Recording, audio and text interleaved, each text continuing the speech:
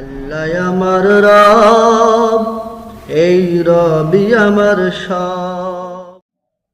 আসসালামু আলাইকুম রহমতুল্লাহি ওয়া বারাকাতুহু। প্রতিদিন ইসলাম শিক্ষা, স্বাস্থ্য এবং সংবাদ পরিক্রমা দেখতে চোখ রাখুন উনিগল চ্যানেলটিতে।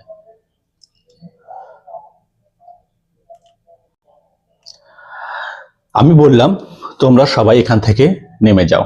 এরপর যখন আমার পক্ষ থেকে কোনো পথ নির্দেশ তোমাদের কাছে পৌঁছেবে, তখন যারা আমার সেই পথ নির্দেশ অনুসরণ করবে তাদের জন্য থাকবে না কোনো ভয়, দুঃখ ও বেদনা।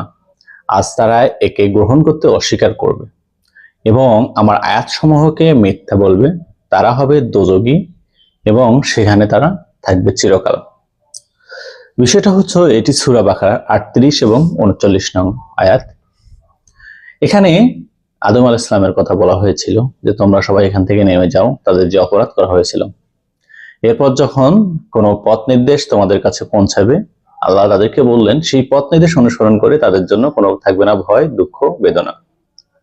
আর এই আয়াত সমূহকে যারা মিথ্যা বলবে তাদের জন্য রয়েছে দোজখে প্রবেশকারী এবং তারা সেখানে থাকবে চিরকাল। এখানে আলামত যে বিষয়টি এখানে রয়েছে, প্রাচীন ধ্বংসাবশেষ যে রয়েছে, ক্ষমতার মালিক যে এক আল্লাহ সেটি এখানে বোঝানো হয়েছে।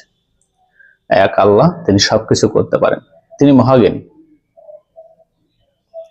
তিনি সর্বোচ্চ মহাজ্ঞানী। আল্লাহ সন্তুষ্টি অর্জনের জন্য মানুষের যে নির্ভেজাল প্রেরণা সেটি রাখা দরকার।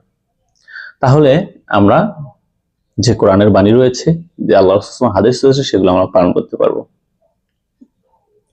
আসুন আমরা আল্লাহ তাআলার হুকুম পালন করি এবং কেন ভয় দুঃখ থাকবে না সে বিষয়টি নিয়ে আমরা কাজ করি। আল্লাহ আমাদের তৌফিক দান করুক। আসসালামু আলাইকুম ওয়া রাহমাতুল্লাহ।